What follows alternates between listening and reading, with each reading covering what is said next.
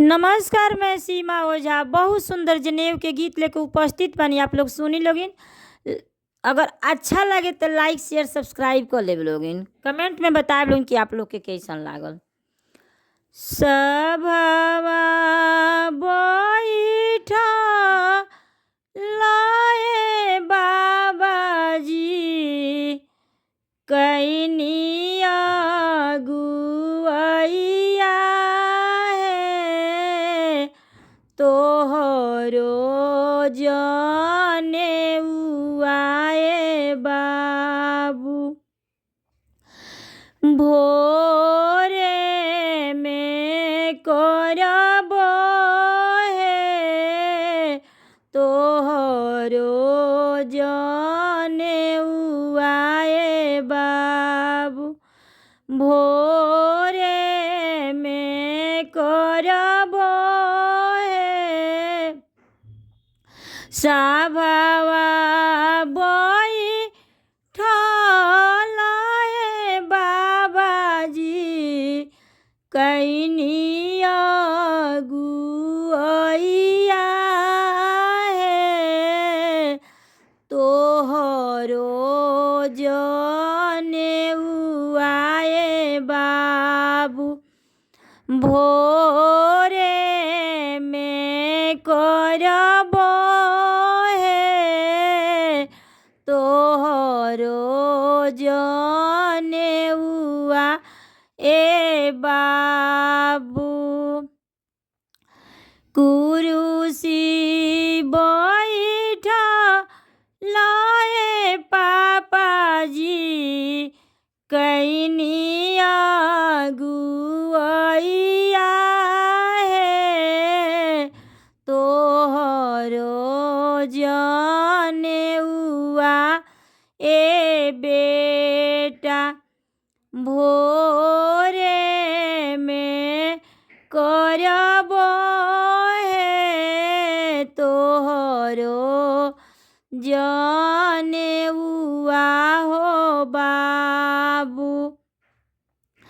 भोरे भोरे कहत कहत भइले दुपहरिया है काली के नेवतल हजमा हजमोना ओइले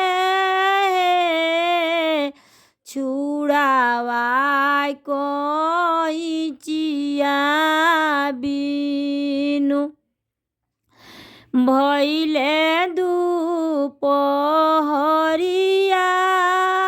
है बेरा से कुबेरा भइले बाबू मोरे भूखइले बेरा से कुबेरा भइले। भूखिया पियसिया हमार बाबू कुमी लइले काली के नेवतल हजमा हजमोना ओइले काली के नेवतल फूफा। जाऊरउरा रहितिए बाबा गाँव जमींदारवा है काली के नेवतल हजमा भोरे चली अइते छुड़ावा कोइचिया हो हजमा सथवेले अइते भूखिया पियसिया बिनु बाबू नाही कुमिलइते